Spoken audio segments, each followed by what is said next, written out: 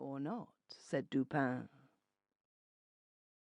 "Well, then, I have received personal information from a very high quarter that a certain document of the last importance has been purloined from the royal apartments. The individual who purloined it is known, this beyond a doubt. He was seen to take it. It is known also that it still remains in his possession." "How is this known?" asked Dupin. "It is clearly inferred," replied the prefect, "from the nature of the document, and from the non-appearance of certain results which would at once arise from its passing out of the robber's possession, that is to say, from his employing it as he must design in the end to employ it." "Be a little more explicit," I said.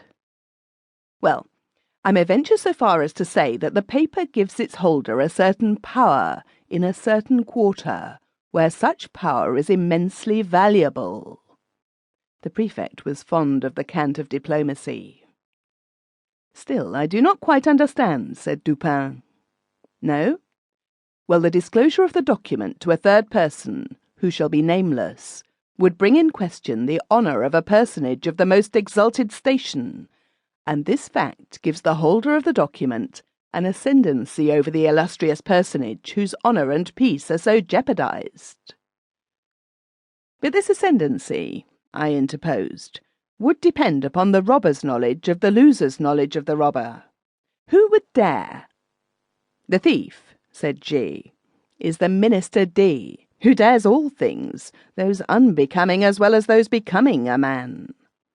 The method of the theft was not less ingenious than bold. The document in question, a letter to be frank, had been received by the personage robbed while alone in the royal boudoir. During its perusal she was suddenly interrupted by the entrance of the other exalted personage, from whom especially it was her wish to conceal it. After a hurried and vain endeavour to thrust it in a drawer, she was forced to place it, open as it was, upon a table.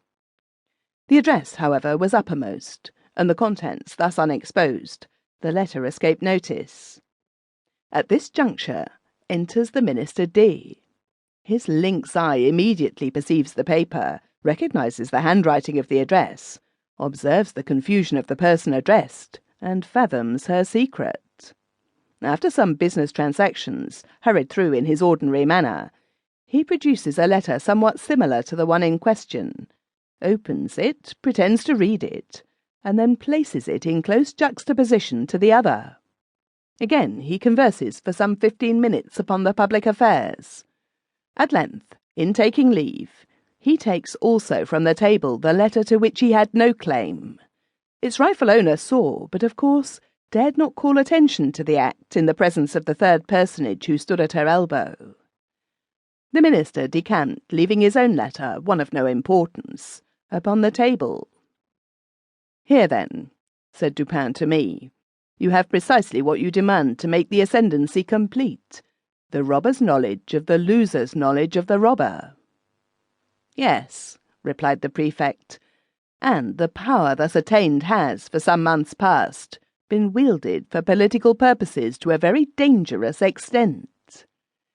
The personage robbed is more thoroughly convinced every day of the necessity of reclaiming her letter, but this, of course, cannot be done openly. In fine, driven to despair, she has committed the matter to me." "Than whom?" said Dupin, amid a perfect whirlwind of smoke. "No more sagacious agent could, I suppose, be desired or even imagined." "You flatter me," replied the prefect, "but it is possible that some such opinion may have been entertained." "It is clear," said I, "as you observe, that the letter is still in the possession of the minister, since it is this possession and not any employment of the letter which bestows the power. With the employment the power departs." "True," said G., and upon this conviction I proceeded. My first care was to make thorough search of the minister's hotel, and here my chief embarrassment lay in the necessity of searching without his knowledge. Beyond all things, I have been warned of the danger which would result from giving him reason to suspect our design. "But," said I, "you are quite au fait in these investigations. The Parisian police have done this thing often before."